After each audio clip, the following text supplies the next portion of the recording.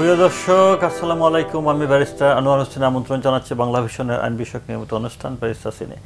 এই অনুষ্ঠানে মূলত আমরা আইন এবং আদালত বিষয়ে কথা বলে থাকি। আজকে আমাদের সাথে কথা বলার জন্য আমন্ত্রিত হয়ে আসছেন বাংলাদেশ সুপ্রিম কোর্টের প্র্যাকটিশনার এবং বাংলাদেশের সহকারী attorney general barrister Shahinur Alam Shahin.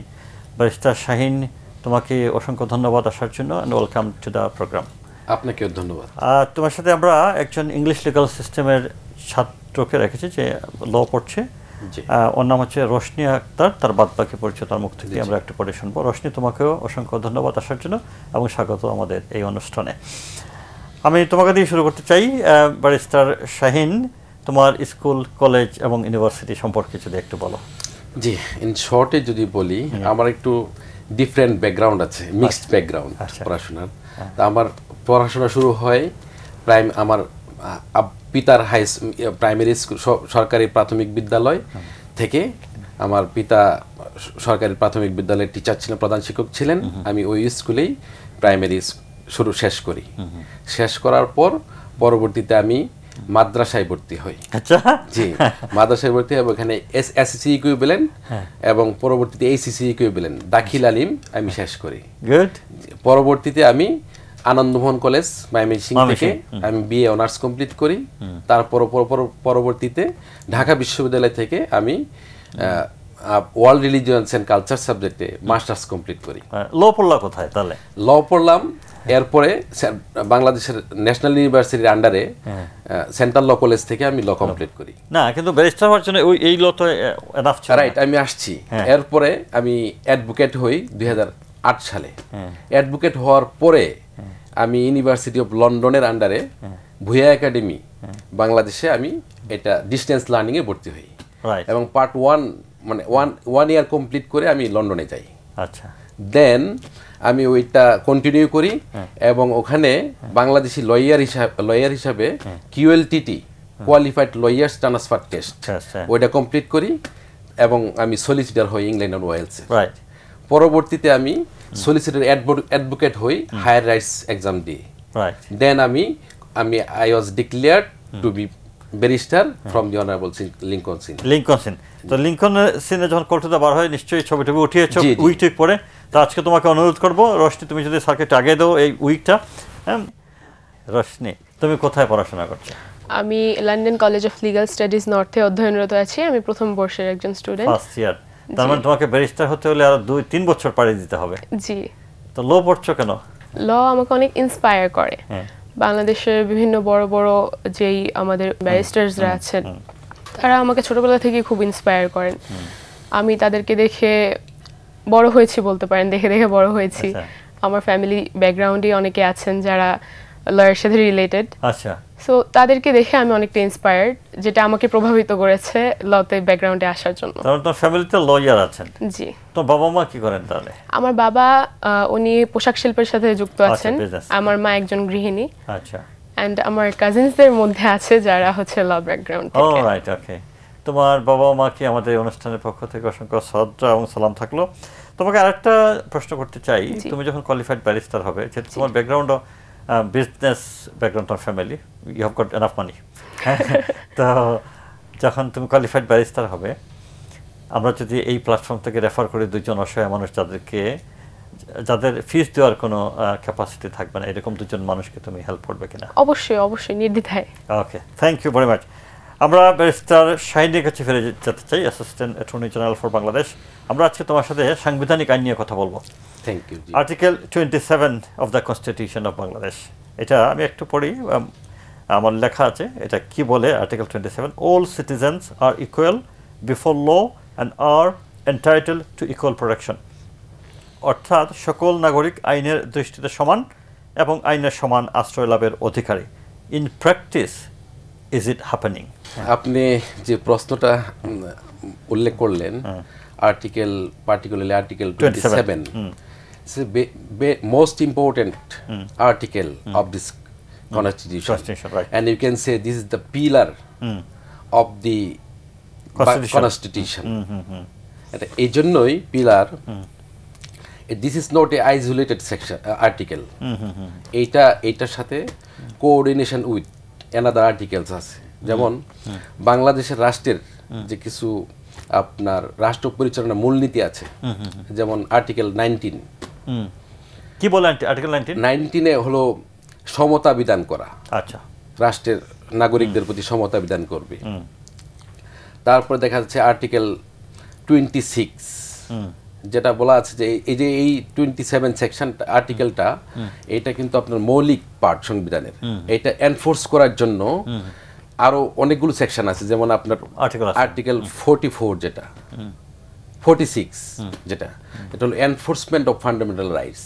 আচ্ছা, এটা কিন্তু ফান্ডামেন্টাল রাইটস এর মধ্যে একটা পরে 27টা, রাইট। এবং এইটাকে ধরে আপনার অনেকগুলো প্রোটেকশন দেওয়া আছে। যেমন আরেকটা আর্টিকেল আছে খুবই ইম্পর্টেন্ট, এটা হলো আর্টিকেল 111, 111।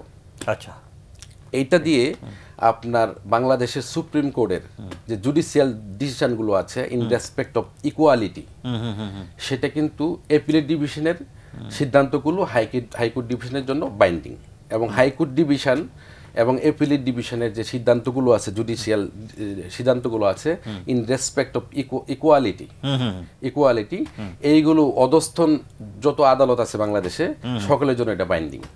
যার ফলে এই 27টা, এটা আপনার যদি আমরা একসাথে দেখি যে this is the most important article in our constitution. জি, এবং এটা এখানে আপনি দেখবেন, আপনি খুব ভালো করে উল্লেখ করছেন যে every citizen will be treated fairly and equally. এইটার জন্য কিন্তু এই সিস্টেমগুলো, এটা লিগ্যাল সিস্টেমটা ইরাডিক্যাল, যে মানে সামগ্রিক একটা সমতা, সামগ্রিক সমতাকে যদি আপনি এটাকে যদি এস্টাবলিশ করতে চান, তাহলে এই বিস্তারিতভাবে কোর্টের ডিসিশনগুলো, কোর্ট যেটা মনে করবে যেটা ইকুয়াল সিস্টেম, এইটাই কিন্তু আপনার ইকুয়ালিটির মধ্যে পড়বে, আর্টিকেল 27 এর মধ্যে পড়বে। এটা একটা বিগ টপিক। তারপরে আমি ইন প্র্যাকটিসে যদি একটু বলি, আর 30 সেকেন্ড, সেটা হলো এখানে একটা কথা আছে আইনের দৃষ্টিতে, কিন্তু এই আইনের দৃষ্টিতে কথাটা এখন একটা ব্ল্যাক ল যদি এক্সিস্ট করে, এইটাও কিন্তু আইনের দৃষ্টিতে আপনি ইকুয়াল। ব্ল্যাক ল এক্সিস্ট করছে সমাজে, কিন্তু এখন আপনি জাজ কিন্তু লয়ার, কিন্তু ব্ল্যাক ল তো স্ট্রাইক অফ করে দেওয়ার সুযোগও আছে, রাইট। এইটা এখন এই ব্ল্যাক লটা, এবং আমি এই রেসপেক্টে একটা কথা বলতে পারি। কিছুদিন আগে আমার এক ক্লায়েন্টকে আমি রিপ্রেজেন্ট করতে গেলাম কোর্টে, তখন ক্লায়েন্ট আপনার কেঁদে দিচ্ছিল আবেগে, ইমোশনে। আচ্ছা, হ্যাঁ, পরে কোর্ট বললেন যে এটা কিন্তু আপনার কাদার জায়গা না। কেঁদে দিচ্ছিল কেন? কারণটা কি? কারণটা হলো একটা কম্পেনসেশন চাচ্ছিল সে, একটা হলো ডক্টরস নেগলিজেন্সের একটা কেস। তো এখন সে তার রোগী, তার যে পেশেন্ট ক্লেমেন্ট, সে সিরিয়াস ইনজুর্ড হয়েছিল। এখন বাংলাদেশে উনি ক্রিমিনাল লতে কিন্তু কম্পেনসেশনের কোনো বিধান নাই ওইভাবে, যার ফলে সেই ইমোশনাল হয়ে যাচ্ছিল। তখন আদালত বলল, দেখেন আমরা কিন্তু এখানে বিচার করতে বসছি যে in accordance with law, not your emotion and যেটা জি আদার থিংস।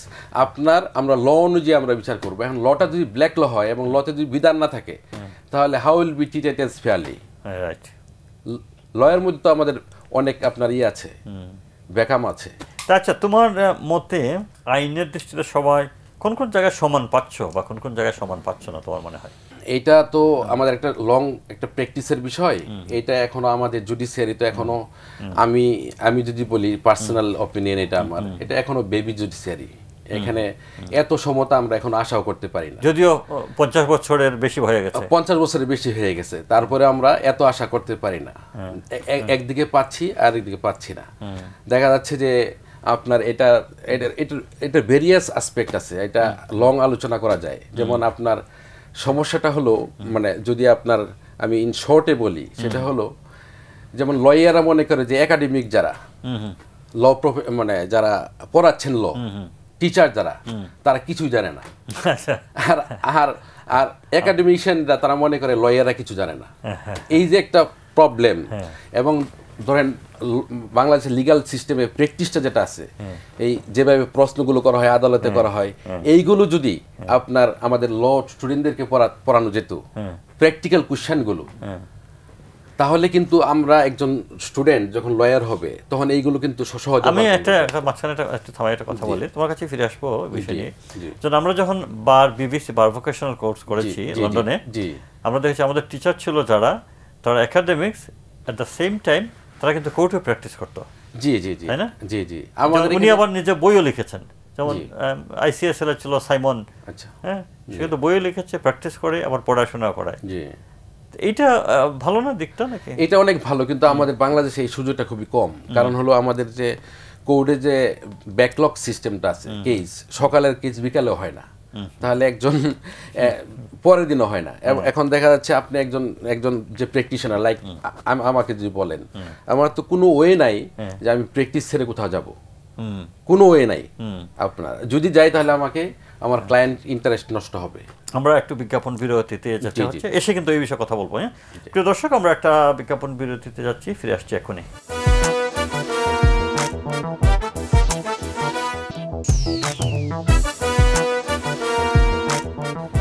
দর্শক, আমরা ফিরে আসলাম বিজ্ঞাপন বিরতি থেকে। আমি একটু রশনির কাছে ফিরে যেতে চাই। রশনি, তোমার কাছে দুইটা প্রশ্ন আছে যা আমরা দর্শকদের কাছ থেকে পেয়েছি। প্রশ্ন তুমি স্যারকে একটার পর একটা করবে। তার আগে আমি একটু দর্শকদের জানিয়ে দিতে চাই, প্রিয় দর্শক, আপনারা যে কেউই আমাদের কাছে প্রশ্ন পাঠাতে পারেন। প্রশ্ন পাঠানোর ঠিকানা হচ্ছে barristers.in25@gmail.com। আমি আবার বলছি, barristers.in25@gmail.com। আমাদের কাছে প্রশ্ন পাঠালে আমরা যৌক্তিক সকল প্রশ্নের উত্তর দিয়ে থাকি। আমরা আজকে দুটি প্রশ্ন উত্থাপন করবো স্যারের কাছে। অনেকগুলি প্রশ্ন পেয়েছিলাম, তো তুমি যদি ফার্স্ট প্রশ্ন barrister Shahin, assistant attorney general for Bangladesh, আমার কাছে করো। প্রথম প্রশ্নটি করেছেন মানিকলাল দে পঞ্চগড় থেকে। তিনি বলছেন, আমি একজন হিন্দু ধর্মের লোক, যা আমার নাম থেকেই আপনারা বুঝতে পারছেন। আমরা যদি সবাই বাংলাদেশি হয়ে থাকি তাহলে সকল আইন হবে বাংলাদেশিদের জন্য, অথচ আমাদের দেশে বিয়ে ও সম্পত্তি সংক্রান্ত বিষয়ে হিন্দু আইনও আছে, মুসলিম আইনও আছে। এটা কেন? এইটা কেন? জি, এটা হলো ওনার প্রশ্নের মধ্যেই একটা উত্তর আছে।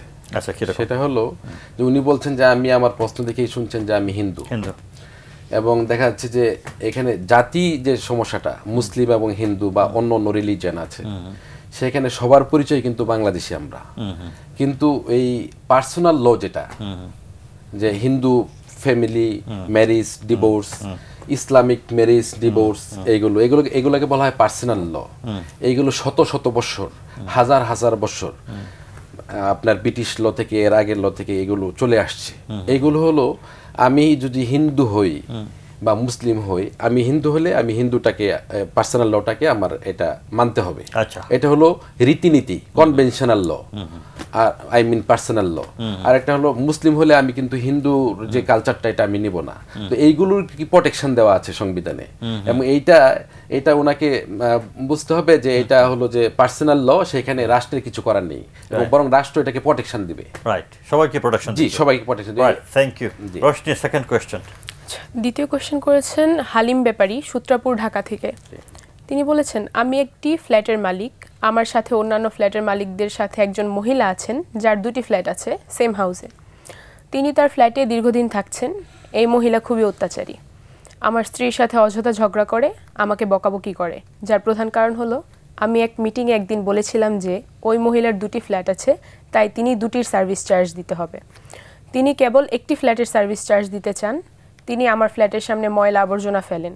সেই কারণে আমি আমার বাসার সামনে সিসিটিভি ক্যামেরা লাগাই, যা তিনি ভেঙে ফেলেন। আমরা মামলা করার পর তিনি আমার নামে নারী নির্যাতন মামলা করেছেন, এই বলে যে আমি তাকে আঘাত করেছি, অথচ আঘাতের কোনো সার্টিফিকেট বা চিহ্ন তার গায়ে নেই। আমি এখন বেইলে আছি, কিন্তু এই মিথ্যা মামলা কিভাবে মোকাবেলা করব? মিথ্যা মামলা কিভাবে মোকাবেলা করবেন? রাইট, এটা তো ওনার একটা ক্লেম যে মিথ্যা মামলা। আবার এখানে দুইটা ইস্যু আছে। একটা হলো যে ভদ্রমহিলার ব্যাপারে এলিগেশন আছে, এখানে বলা হচ্ছে যে দুইটা ফ্ল্যাটের উনি চার্জ দিচ্ছেন না, সার্ভিস একটা ফ্ল্যাটের চার্জ দিচ্ছেন আর একটা দিচ্ছেন না।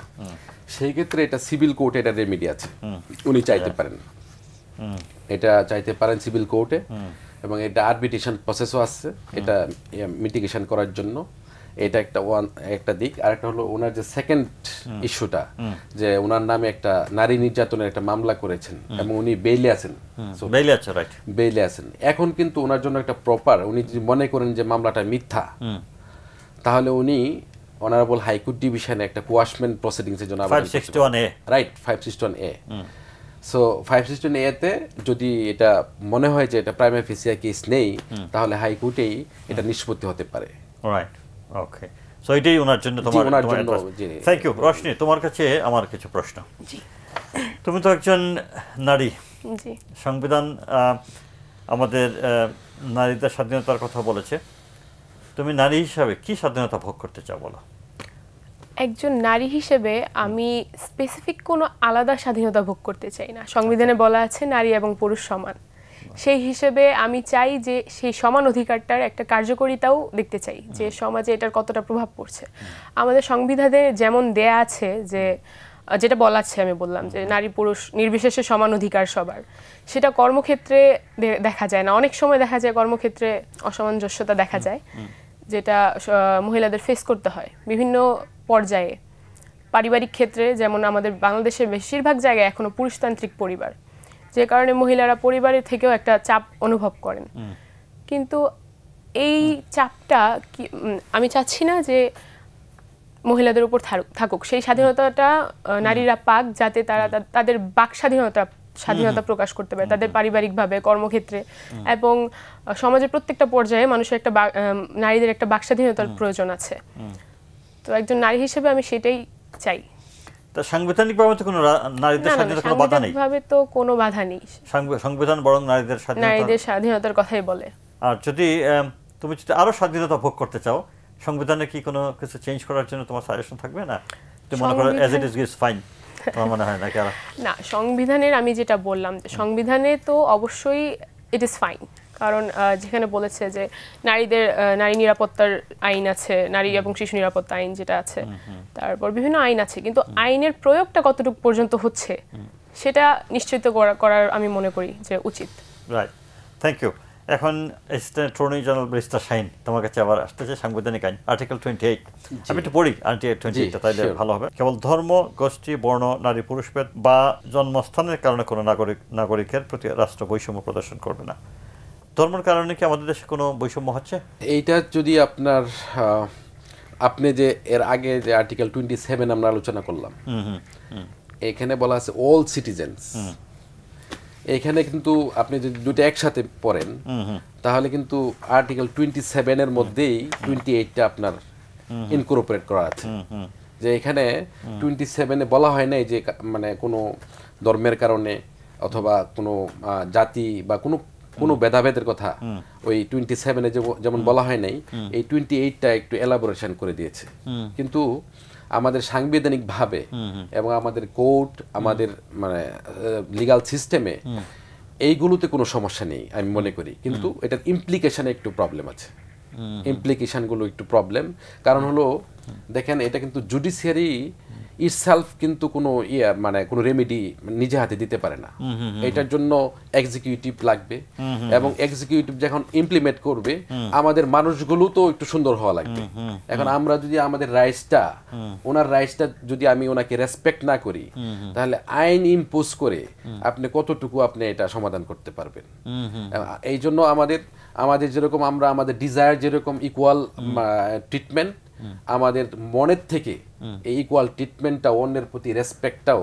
আমাদের বাড়াতে হবে তাহলেই কিন্তু আমাদের এই যে আপনার যে কোশ্চেনটা 28 আর্টিকেল 28 এ বর্ণ ধর্ম এইগুলো আস্তে আস্তে বরং আমি তো আমার মতে আমাদের দেশে বেশি ধর্মীয় স্বাধীনতা আমরা ভোগ করছি যেমন এজ ইউ আন্ডারস্ট্যান্ড যে আমরা যখন লন্ডনে দেখেছি যে লন্ডনে ঈদ উপলক্ষে এমনকি মুসলমানদের জন্য কোনো ছুটি দেওয়া হয় না অথচ আমাদের দেশে 0.60% বৌদ্ধ আছে বৌদ্ধদের জন্য কিন্তু আমাদের দেশে ছুটি দেওয়া হয়ে থাকে হিন্দুদের তো দেওয়া হয়েই থাকে তাই না এই ক্ষেত্রে আমরা বেশি ভোগ করছি না আমি একটা কথা আপনার সাথে অ্যাড করি আমি আপনার সাথে এগ্রি করি সেটা হলো যে আমাদের যে সংবিধানটা ইরেসপেক্ট অফ কিছু অ্যামেন্ডমেন্ট হয়েছিল সামনে এতে এটা ডিক্টেটরদেরকে ক্ষমতা পাকাপোক্ত করার জন্য এইগুলো বাদ দিয়ে যদি বলেন আমাদের সংবিধানটা ওয়ান অফ দি বেস্ট সংবিধান অফ দি ওয়ার্ল্ড বলতে পারেন, যেখানে সংবিধান না এর পরবর্তীতে সরকার যেগুলো এই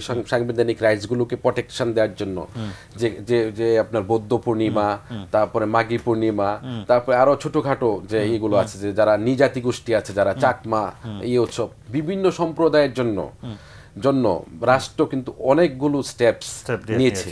এবং সেটা আমরা ইউকেতে আমরা দেখি নাই। আমরা ঈদের দিন সকালবেলা কাজ করে বিকালে কাজ করে ঈদের মাঠ পড়তে হয়েছে। Thank you. রোশনি, তোমার কাছে ফাইনাল কোয়েশ্চেন, তোমার কেমন লাগছে এখানে এসে? ভালো লাগছে, অনেক ভালো লাগছে। তোমার ফ্রেন্ডসদের উদ্দেশ্যে কিছু বলতে চাও? দেশটা ভবিষ্যতে আমাদের হাতেই আসবে, যেহেতু আমরা সবাই ল ব্যাকগ্রাউন্ডের, তো আইনটাকে প্রয়োগ করা এবং মানুষের সঠিক ন্যায় বিচার নিশ্চিত করা অনেকটাই আমাদের হাতে। Thank you. আমি চাবো আমরা সবাই সেভাবে কাজ করি। Thank you. Barrister Shahin, any message to the newly qualified barrister? যারা আসছেন লতে, যেমন আমি একজন পজিটিভলি প্র্যাকটিস করি, অনেক প্রবলেম থাকবে প্র্যাকটিসে। হ্যাঁ, আমি লটা চাই যে একটা লয়ের যে আপনার পারপাসিভ অ্যাপ্রোচ আছে, লিটারাল অ্যাপ্রোচ আছে, একটা লটাকে ভালো করে পড়তে হবে, যাতে এই ল দিয়ে আপনি জানেন যে জাস্ট মেড ল আছে, এটার অবদানটা কিন্তু একজন লয়ারের থাকে এন্ড অফ দ্য ডে। তো আমার মেসেজ হলো এইটাই, যারা ল পড়বেন খুব ভালো করে মনোযোগ সহকারে পড়বেন, যাতে সমাজে কন্ট্রিবিউট করতে পারে।